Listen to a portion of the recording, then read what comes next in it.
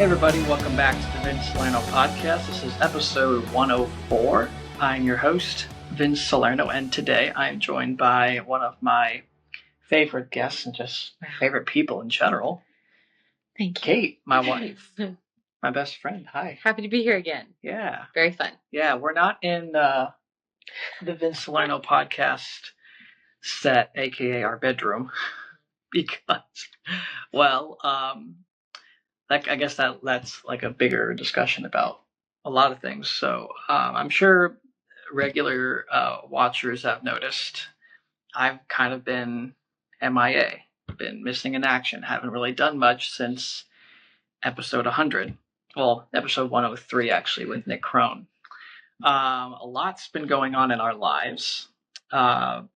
First and primarily, we had another kid, baby boy, and he's been taking up a lot of time, but in a good way, you know? Yeah. We're surviving. We are. Are you surviving? I have been loving this time around, honestly. Yeah. As our first child throws all of his stuffed animals out of his crib. Yeah, we the got first one. We got his monitor right here. Yeah, the second kid is nothing but a joyride. Yeah. Primarily. It's exciting though, because I feel like when they get older, like they're gonna be best friends. He's gonna charge headfirst into everything, and our other son's gonna be like, "That looks real dangerous," or yeah, okay, I guess I'll follow you. Yeah, he's definitely an observer. It's very funny. Yeah. He loves just looking at him, staring at him. Anything that has to do with Big Brother, loves it. Mm-hmm. Although it remains to be seen if those personalities will stay intact, because you never know when they get older. Yeah, that's true. So that's been going on. It's been taking a lot of our time and effort and energy. Mm-hmm. You know, if you're a parent, you know, at the end of the night, all you want to do is sit down and turn on some Tony and Ziva or something. Which is what we've been watching, which we might talk about in a little bit. So good. Another big thing, we are moving. That is why we're not shooting in the studio, because our room is kind of a mess right now. It's actually not. It's actually very empty. It's empty, and the baby's in there. And the baby. That's why we're down here. He's made it hard to podcast. It's actually a big reason why I haven't been making any new episodes, because he's in there, and it's hard to. Usually, I have to record during the daytime, and it's been up and down. But yeah, we're moving to a new house, and it's a bigger house. And it's going to be a big improvement for us, not just for our lives, for the boys and all that, but it's going to make it a lot easier for myself to do the podcast, to create, to do a lot of things, and you too. Yeah, you're creative. Thank you. We're gonna be trying out a lot of different things when we get in the house, because we'll have the time and the space and the dividing of rooms to try things out, because the house we live in is like we're in our living room / kitchen right now. And then upstairs, all the bedrooms are connected by a hallway, so sound travels pretty fast in this house, which has made recording very hard for us. But that's going to change. But this all leads into the bigger announcement that I have to make regarding the future of my YouTube channel, what you guys can expect from me, this podcast, and future stuff. I'm actually going to take these off. It's nighttime, so it's blue light blocker mode, but I want to take these off just so I can connect with you and not have a rose tinted lens. It's not really rose, but you know what I mean. So after I finished recording episode 100 with you. Yeah. You know this is a special episode, because whenever she's on, it's either just a fun time or a special episode. Thank you. So after I recorded episode 100, I kind of just continued on with the show. I had guests scheduled up. One of them was Nick Crone, and of course, my two-parter episode with JJ Schindler, which are both available right now. But as I was putting those together and I was thinking about what I wanted to do next with the show and how I could possibly level it up, I found myself feeling very just kind of stale about it. It didn't excite me. It felt very arduous. And I've been wrestling with this for the past couple of years. Because when I decided to tackle the Vince Salerno podcast again, it was out of trying to defeat my laziness, my procrastination. I've gone into this in the 100th episode. My issues with I don't know, fear and trying and failing or trying and succeeding, and just not knowing how it's going to shake out, and understanding and learning that that's part of the process. But I think having that clarity and reaching 100, reaching that goal and saying, I did it, I did what I set out to do, it caused me to take a step back and think, okay, cool, I can do things. But is this what I want to put my heart and soul into? Is this what I want to put my energy into? Is this my dream? And the truth is, it's not my dream. It's not my dream to host a podcast where I talk about movie news and pop culture and politics intersecting here and there. It's not my dream to be an influencer. And I think just given the nature of the world we live in and the industry I work in, I think I kind of had a little bit of rose-tinted glasses on, thinking that that is something that God wanted me to pursue, and realizing sort of the hard way, but not too hard of a way, I guess, that it's not.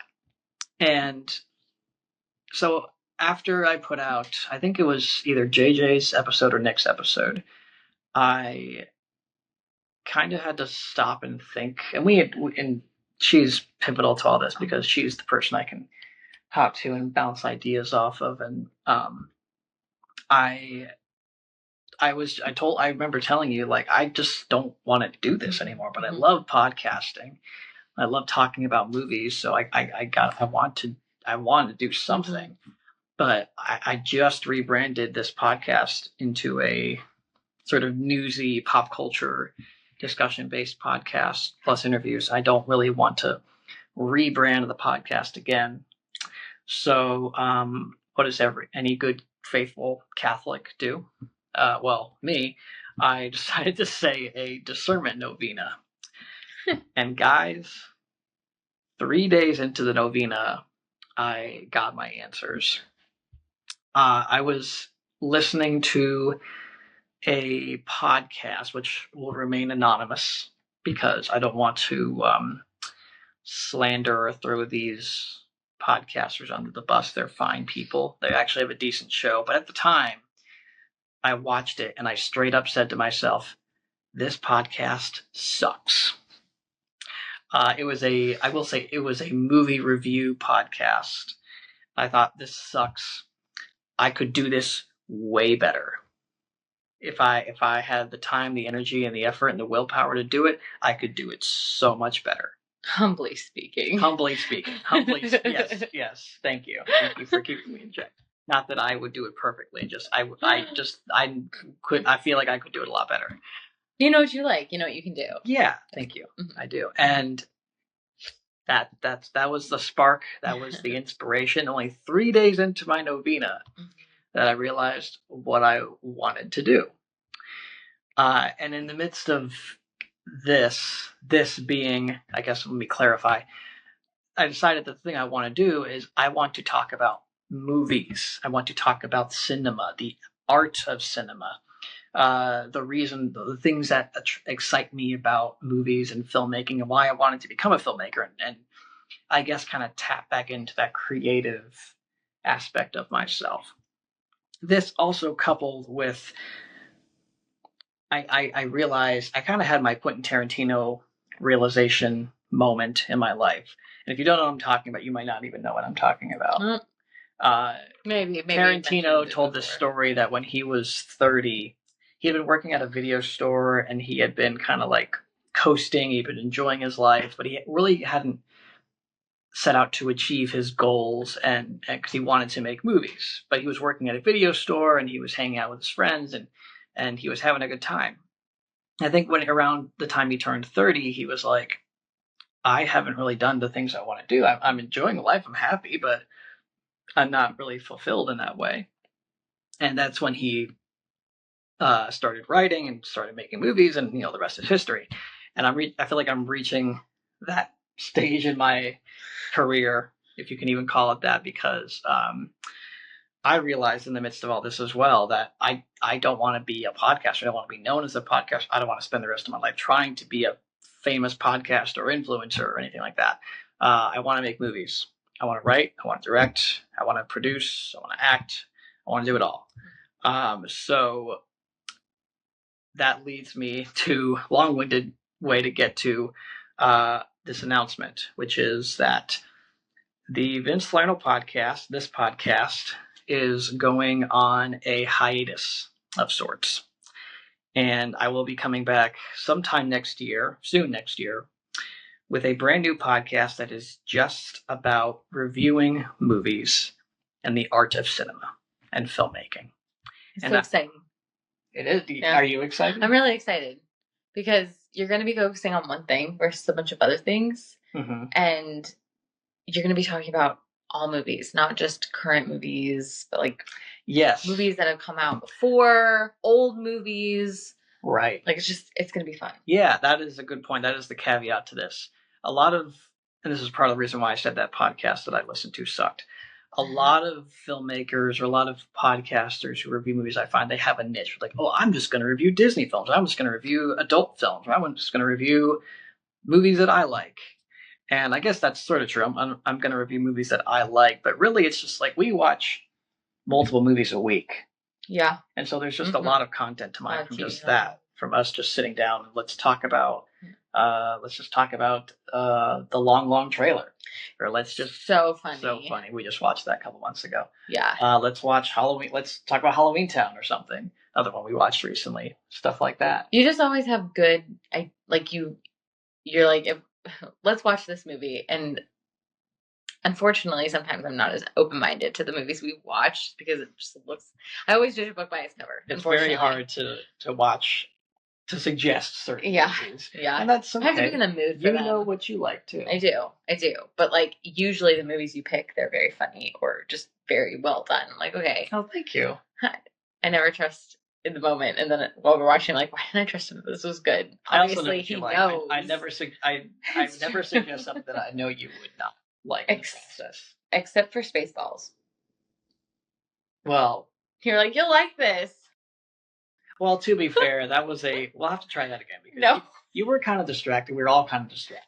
I did not like it. I thought one part was funny that had me cackling. That was it. I think I was just so tired. I'll admit it's not the best John Candy movie. You got to watch more John Candy films to really get why he's so funny. But anyways, that's neither here nor there. But yeah, I want to talk about all sorts of films and the things that really interest me and the things that we're watching and watch things that are relevant to culture and pop culture. So for example, big thing happening next year is the release of Toy Story 5, which I've been talking about nonstop. It'll be our son's first movie. Yeah, as long as it's not too scary. We're not gonna take him if he's we'll watch it. We're gonna vet it first. We'll watch it. I think he would have been fine at Toy Story 4, but no, the puppets. Maybe the not puppets. With Benson. They're terrifying. But one of the things I want to do is review and actually discuss every Toy Story film and subsequent media leading up to the release of Toy Story 5. So that's going to be one of the first big things you can expect from this new podcast. I have a name. I'm working on the branding. I'm working on all the kinks and stuff. I'm not ready to reveal what it's called. Maybe in December I will start revealing some details because my goal is to start in January, but it might be February. So we'll see. It's a good goal to have. Thank you. Mm-hmm. Thank you. So you said I'm focusing on one thing. I'm actually focusing on two things. Oh, oops.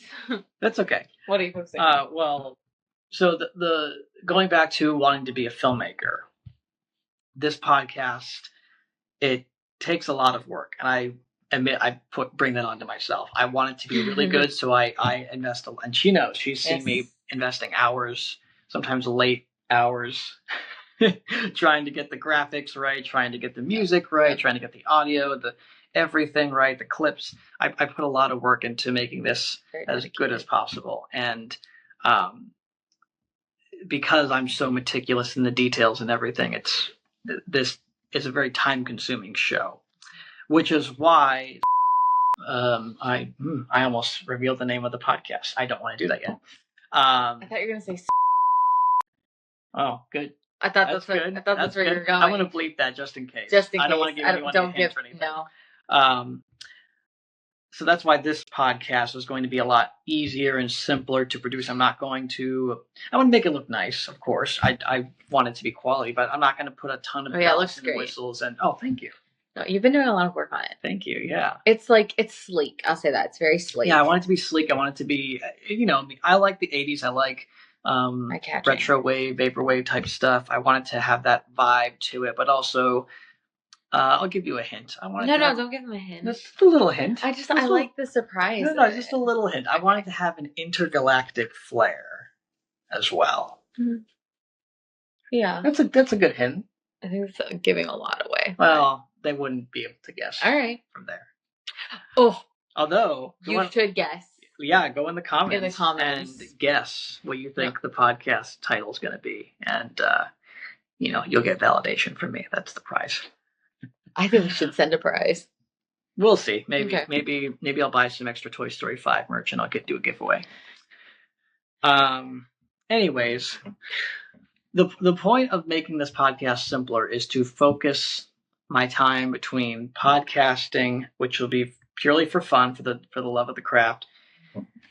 But I'm also going to be spending a lot more time writing, making movies, getting ready. I have a feature film that I've written a treatment for that I'm going to put pen to paper to next year. I also have a couple of short film ideas that I have, and I've been meeting with filmmaker friends who want to work with me, and I want to work with them. So we're gonna hopefully make some stuff in 2026. 2026 is going to be our year. So yeah, those are the big announcements. I reserve the right to bring back the Vince Salerno podcast every now and then, because one thing I've loved doing is interviewing people. Mm-hmm. And there are a couple of interviews that I haven't had the chance to film yet that I'd still love to do. And so you may see an episode of the Vince Salerno podcast pop up every so often with a special guest doing a deep dive on that person, or just talking about a specific topic or discussion. Probably a little underproduced compared to what is usually done, just again to save time. But yeah, there's a lot of people that I want to have back on the show. Grace Badalik, I guess her last name is not Badalik anymore, so I shouldn't say that. But Grace is one of them. I want to get her back on really bad, hopefully before the end of the year. Ooh, that's ambitious. Yeah. With the move and everything. We'll see. We're moving this week, so I don't even know what the studio is going to look like, if I'm going to be able to record in what the room that we picked for the studio. We'll see. You might see some extra episodes of the Vince Salerno podcast in the next year, but don't expect a lot from this show. I might pop up every now and then and do a special breakdown of something newsworthy that I'm really excited about. But again, don't expect too much from the Vince Salerno podcast. It's going on hiatus. I'm not saying it's outright canceled, but I'm not going to be focusing on this podcast anymore, which is ironic because next year is officially 10 years of me doing the show. Oh, that's so funny. So it's been a great ride. I've loved doing the show. I love talking about movies and movie news and pop culture, but I also think doing a movie review show is going to help those ideas come out as well. Mm-hmm. It's not like we can't talk about relevant things and current events and pop culture and politics, which I do care about a lot. But it's just going back to the simple. I don't want to be doing what everybody else is doing, because everyone else is doing it to lesser, greater degrees. And I think people just want to get away from people. I think like genuine. Authenticity. People like authenticity in their shows and their personalities and all that. So that's what I'm striving for. And you can expect her to be on the new podcast. I would love to discuss. We got some, we should talk about movies. We should talk about Tony and Ziva. The first one? The first season. No, you mean on your first episode or here? Well, maybe not my first episode, but just in the podcast. Oh, for sure. We can talk about it right now, too. Okay, I want to talk about it now. For like 2 minutes. Kate's a big fan of NCIS. Credit to my brother for getting me into. Which I used to make fun of. Why? I just thought it was a dumb... all those shows are like, this is just a dumb, like, popcorn drama procedural. And it hurts. Maybe they are, but, like, that type of entertainment has its place. And she's told me that I apparently remind you a lot of Michael Weatherly's character, Tony DiNozzo from NCIS. Yeah. Why don't you explain what Tony and Ziva is? Okay, so Tony and Ziva is a spin-off, not sequel and not prequel. What would you call, like, I guess it's a spin-off. It's a sequel. Because they're explaining... And a sequel. It's not really a prequel. No, it's not prequel. The whole thing takes place after their last appearance, right? Yeah, so in NCIS, like, season 3, I think is when she goes, like, end of season 2, beginning of season 3, Ziva David, the character, is introduced. And who's she played by? Cote de Pablo. I think that's how you say her first name, Cote, Cote. And she and Tony DiNozzo, Michael Weatherly's character, they kind of have this, like, flirtatious banter, but they're, like, so aggressive with each other. Like, it's playful, but also, like, they're annoyed by each other, like, the whole time. She's like the bad cop. She's the badass. She's tough as nails. Yes. He's the kind of the goofy good cop. Funny. But he's so good at his job too. Anybody who's seen the show Castle, it's kind of that dynamic. Yeah, and I don't know Castle, so I can't. Except he's not a writer. He's like a legit cop or NCIS. Sure. Yeah. No. Yeah. For sure. Very serious. He can get serious roles. Yeah. Jobs. And so all of this is building up in NCIS, a relationship. They're on again, off again.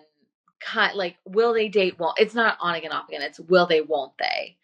And I'm not going to give away too much because if you haven't seen it, you really have to watch that relationship build. And so they came out with a new show, Tony and Ziva. Well, we should say they both left the show.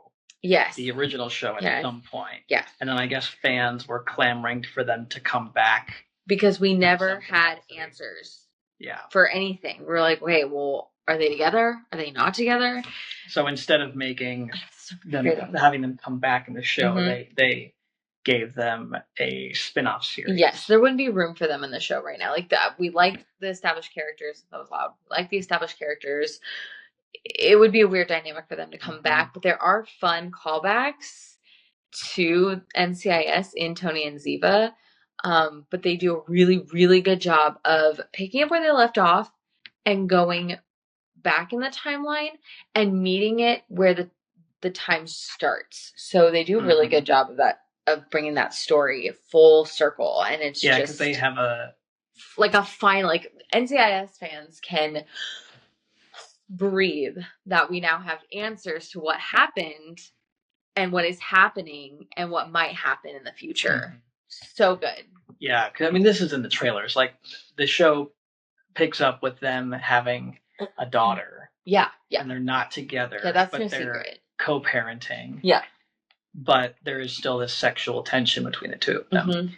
But what's genius is which is what they had when they were on NCIS. Right. What's genius, and me coming from an outsider and having you explain this, but what's genius to me is that they're not just like putting you in like where they see each other next, but they're putting you in a place much later in the timeline where they are definitely like in each other's lives still. But then there's this unexplained story of like, okay, what happened between the last time we saw them and where they are in this part of the story. So it's really exciting to see both their journeys to becoming parents, to having this kid, to finding out that. And do you find out that she's pregnant in the show in NCIS, or is that off screen? No, I think it's off screen. Okay, so you find that's all. I'm pretty Tony sure it's off. Ziva. Yeah, I'm pretty sure it's off screen. But it's cool because they kind of create their own like NCIS gang. Yeah, a little bit. And it's the same They got every like time. a Russian hacker. They got a French analyst, some security analyst. hacker. She's technically a hacker, but she plays Tony's assistant. Her lesbian lover, who is also the babysitter for their daughter, who is a former MI6 agent. Don't agree with. I don't. Why did they put it in there? They were like, let's just appease a group, but whatever. They got quotas to fill. It's they work for a big corporation. That's just frustrating. It's not surprising, but it it's a little disappointing. It is, because there's nothing like that on NCIS. Yeah. NCIS spin-offs, but not NCIS. Hate the sin, love the sinner, just to clarify. Yeah. Not that we should have. No, it's just frustrating that they throw it into everything. But regardless, they're all very good characters. And I even like those characters. Just let's keep it PG. I mean, actually, G. Yeah. Let's keep it G. As a diehard fan, and we're about to watch some episodes right now because we haven't had a chance to watch because we've been packing all week. But as a diehard fan of the show, like you're a nerd about this, like I am. Well, everything. Yeah. So, but what do you think about the show? How do you feel like it's Tony and Ziva? Yeah. Well, what's funny is my brother introduced me to NCIS. He's like, "Kate, you would really love this show," and I was like, "Okay, I'll try it," because I was looking for recommendations when I was done with, I don't know, Criminal Minds or something, and I watched like the first few episodes, and I was like, "This is so old and outdated and fuzzy. I just can't get into it. Like, it's just not." The characters were good and they were well established, but I was just frustrated. And then I kept watching and I was like, oh, I understand.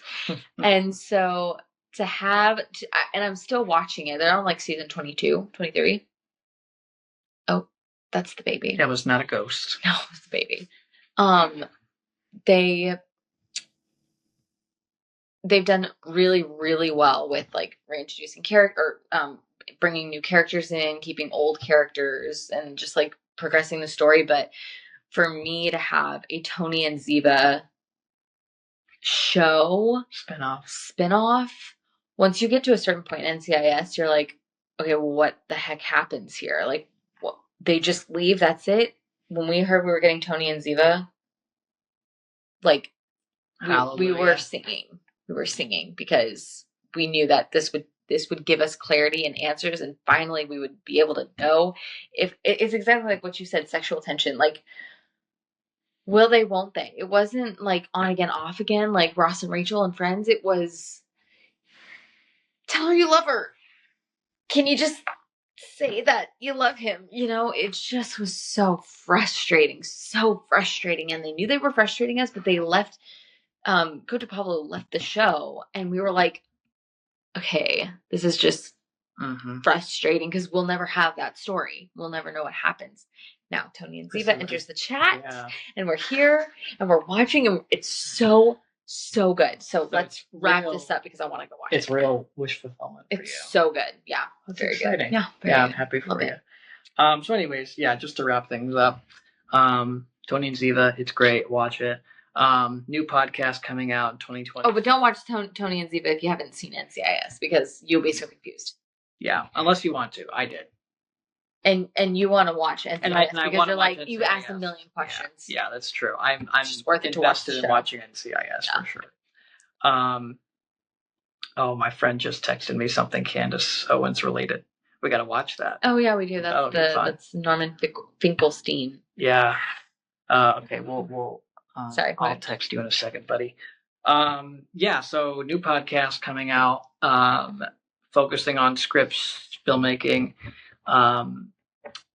writing. Very excited for the new year. Very excited to move into this new house. I'm sad we're leaving because this is our first house we bought. It's hitting. It's hitting a little bit. That's sad. Yeah, but we're grateful for what this house has done for us.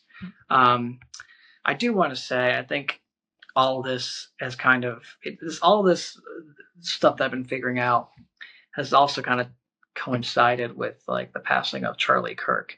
And I think it became even more clear that God was kind of allowing me to level up and get to this point where I can focus on the next step in my career, whatever that is.